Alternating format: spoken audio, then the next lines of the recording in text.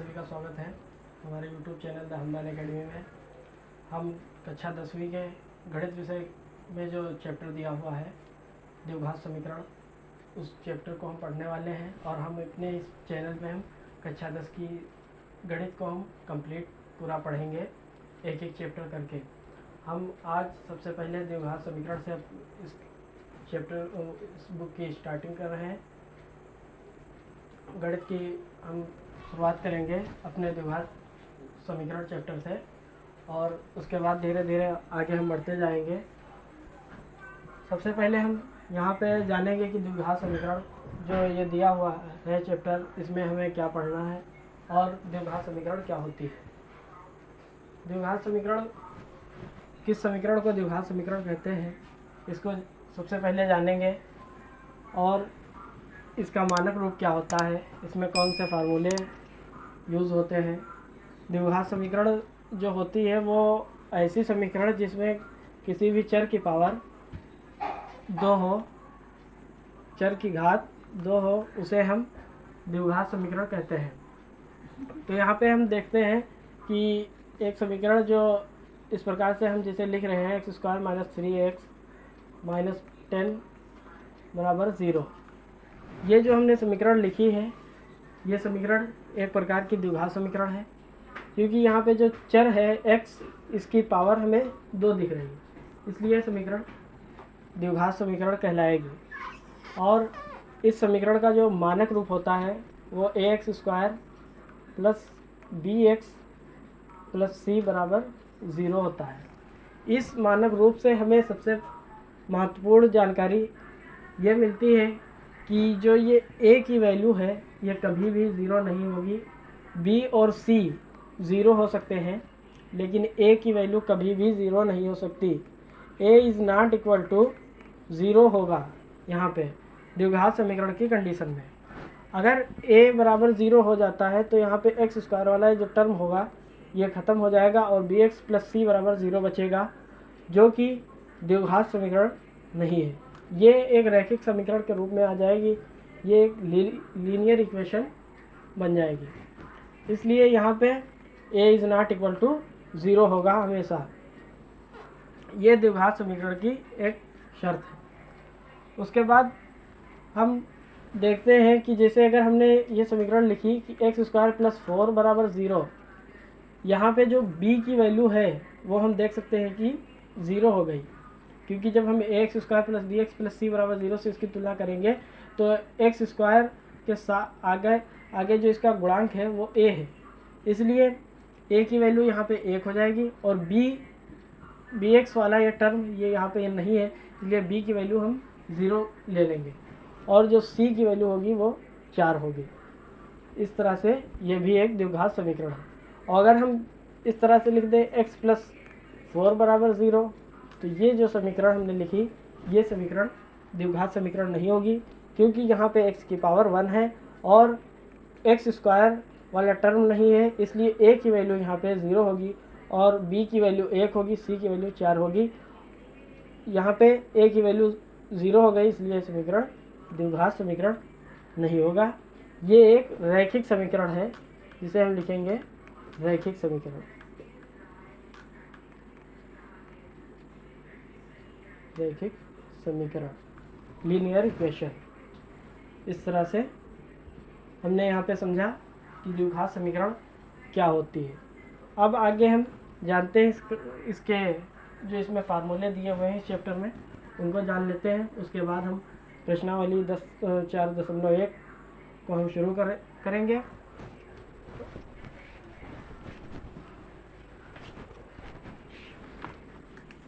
मैं उम्मीद है कि आप लोगों को द्विघात समीकरण समझ में आया होगा कि किस समीकरण को द्विघात समीकरण कहते हैं। आप लोग हमारे चैनल को सब्सक्राइब कर लें, लाइक कर दें, शेयर कर दें, जिससे आने वाली सभी वीडियोस आपको आसानी से मिल सके। इसमें जो हम सबसे पहले यहाँ पे लिखेंगे वो इसका मानक रूप लिखें। मानक रूप क्या होता है, जैसा कि अभी हमने आप लोगों को बताया, इसका मानक रूप जो होता है वो x² + bx + c बराबर 0 होता है। और इसमें जो मूल निकलते हैं, जो मान निकलते हैं, मूल बराबर 2 होते हैं, मूल बराबर 2 होंगे। और यहाँ पे आता है मूलों का योगफल, मूलों का योगफल, मूलों का योगफल। अगर एक मूल अल्फ़ा है, दूसरा मूल बीटा है, तो मूलों का जो योगफल होगा वो -b/a होता है, -b/a होगा। इस तरह से अगला जो फार्मूला हम लिखेंगे वो लिखेंगे मूलों का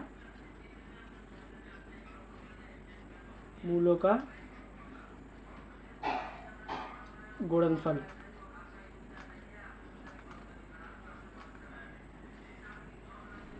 ये अल्फ़ा इंटू बीटा बराबर c/a।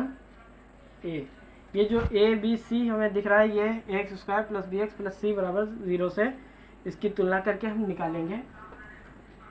ये हमने यहाँ पे 4 फार्मूले लिखे हैं। और उसके बाद जो इसमें सबसे महत्वपूर्ण एक फार्मूला जो इस चैप्टर का है वो हम देखते हैं, वो है यहाँ पे श्रीधराचार्य का सूत्र।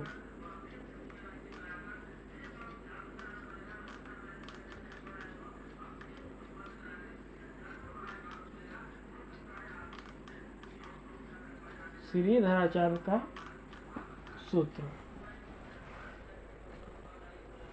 जो होता है x बराबर -b plus minus under root b square -4ac upon 2a।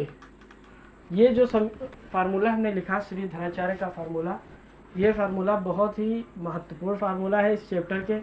उससे इस चैप्टर में बहुत ही ये इसका उपयोग होने वाला है, सबसे ज़्यादा यूज़ होने वाला है इस चैप्टर में। जो फार्मूला है वो यही है, श्रीधराचार्य का फार्मूला। और इस फार्मूले का उपयोग आगे के भी चैप्टर्स में होता है जब हमें गुणनखंड करने होते हैं, किसी द्विघात समीकरण के जब हमें गुणनखंड करने होते हैं, फैक्टर करने होते हैं, तो हम इस फार्मूले का उपयोग करते हैं। इस तरह से जो फार्मूले लिखे हैं ये आप नोट कर लीजिए या इसका स्क्रीनशॉट ले लीजिए, हम पढ़ रहे हैं।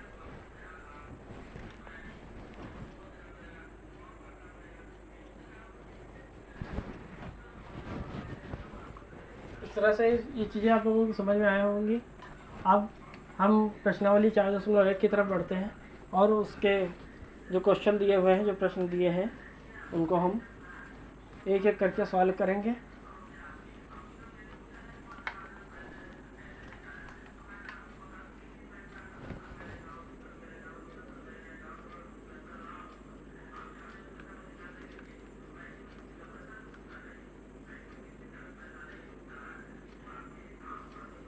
प्रश्नावली 4.1, इसमें जो पहला क्वेश्चन दिया हुआ है उसमें 8 पार्ट दिए हैं और उसमें सभी पार्ट जो हैं उनमें हमें यही चेक करना है कि ये द्विघात समीकरण है या नहीं।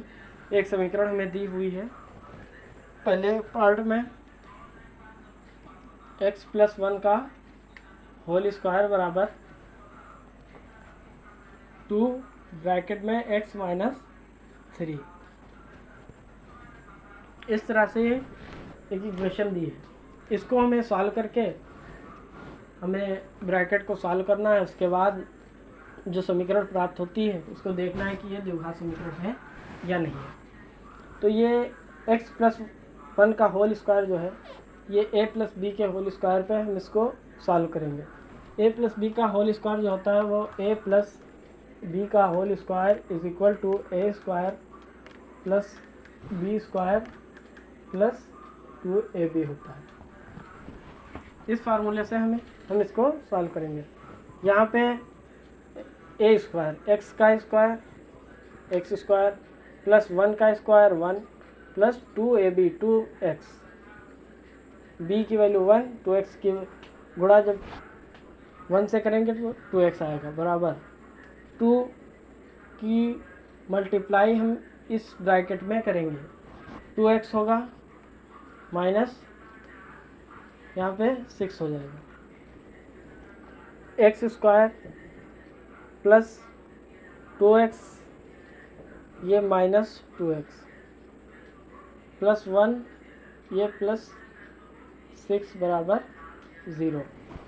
अब यहाँ पे प्लस 2x माइनस 2x ये कैंसिल हो जाएगा, तो x square plus 6 plus 1 plus 7 बराबर 0। ये जो समीकरण हमें सॉल्व करने पर प्राप्त हुई, ये समीकरण एक प्रकार की द्विघात समीकरण हमें देखने में भी लग रही है, बल्कि ये द्विघात समीकरण है, क्योंकि यहाँ पे x की पावर जो चर है उसकी पावर 2 है, इसलिए समीकरण द्विघात समीकरण होगी। यहाँ पे हम लिख देंगे चूँकि a इज इक्वल टू 1, जब हम इसकी तुलना X square plus B X plus C बराबर 0 से करेंगे तो a की वैल्यू हमें 1 मिलेगी। अब यहाँ पे हम लिखेंगे कि अतः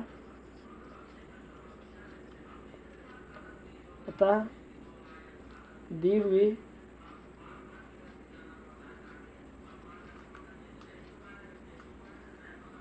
समीकरण द्विघात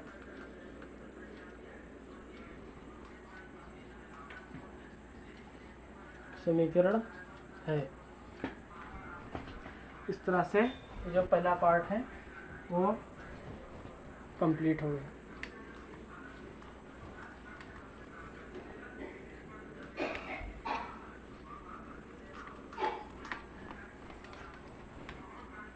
इसका दूसरा पार्ट देखते हैं। दिया हुआ है एक्स स्क्वायर माइनस 2x। ये हम एनसीईआरटी बुक से हम सभी क्वेश्चन यहाँ पे कर रहे हैं, और सभी क्वेश्चन हम आगे के भी एनसीईआरटी बुक से ही करेंगे। 3 minus x square minus 2x बराबर माइनस 2 ब्रैकेट में 3 माइनस एक्स, ये क्वेश्चन हमें दिया हुआ है। यहाँ पे एक्स स्क्वायर माइनस 2x ऐसे लिख देंगे बराबर माइनस 2 की गुणा 3 से करेंगे माइनस 6 होगा, माइनस 2 की गुणा माइनस एक्स से प्लस 2x होगा, minus minus plus 2 into x. X square यहाँ पे माइनस 2x ये माइनस 2x होगा प्लस 6 बराबर 0। यहाँ पे एक्स स्क्वायर होगा minus 2x minus 2x minus 4x plus 6 बराबर 0। इस तरह से ये हमें समीकरण एक प्राप्त हुई। ये जो समीकरण प्राप्त हुई ये भी द्विघात समीकरण है, क्योंकि यहाँ पे x की पावर 2 है और यहाँ पे जो a की वैल्यू हमें मिलेगी वो 1 होगी, a इज इक्वल टू 1।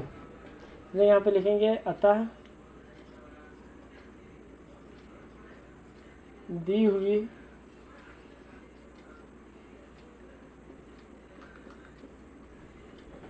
समीकरण द्विघात समीकरण है। इस तरह से ये हमारा दूसरा पार्ट इसका हो गया। अब देखते हैं इसका तीसरा पार्ट।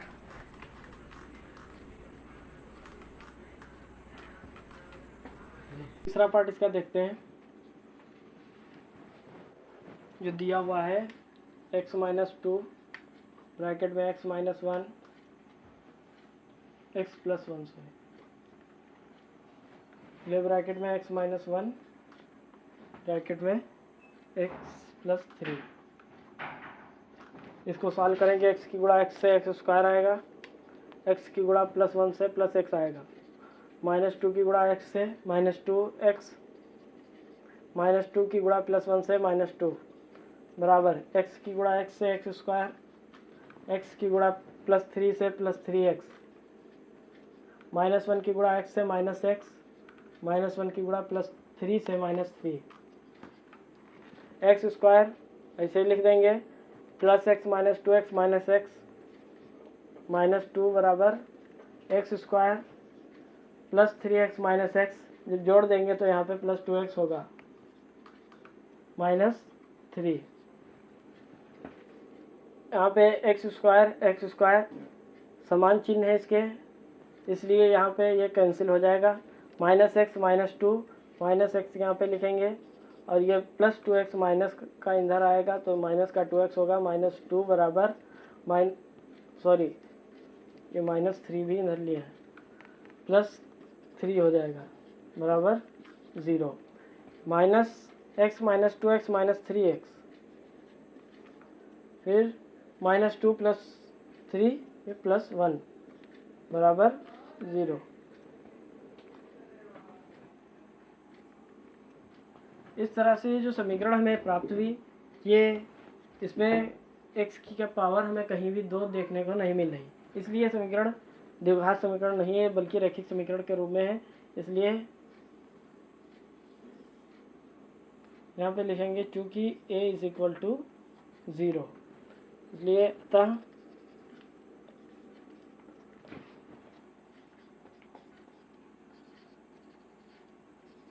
दी हुई समीकरण द्विघात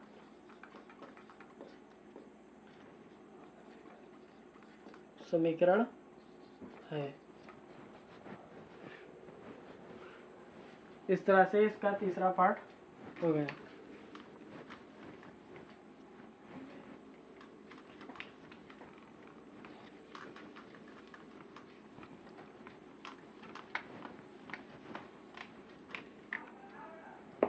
अब इसका जो चौथा पार्ट है वो हम करते हैं, देखते हैं कि चौथा पार्ट क्या है।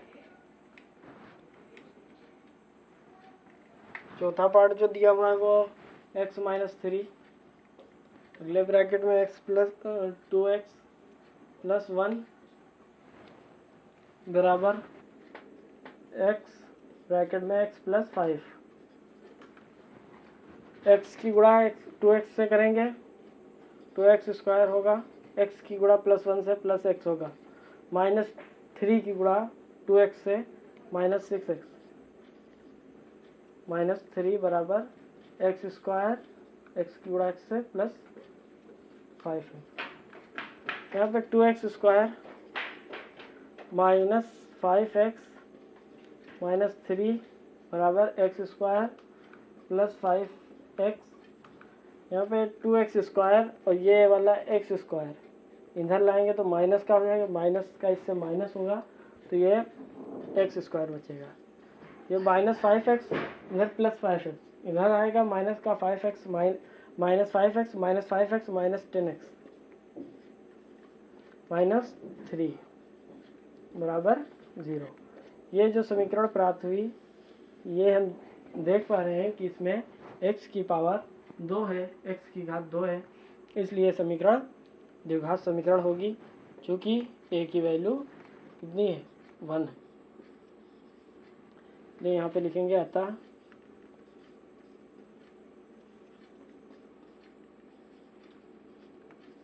दी हुई समीकरण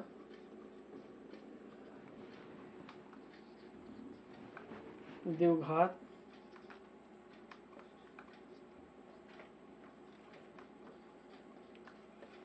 समीकरण है। इस तरह से इसके 4 पार्ट हमने कंप्लीट किए।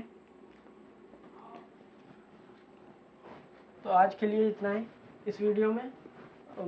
हम इसके 4 पार्ट बचे हुए हैं क्वेश्चन 1 के, वो हम अगली वीडियो में करेंगे। आज के लिए इतना ही सिर्फ, मिलते हैं नेक्स्ट वीडियो में।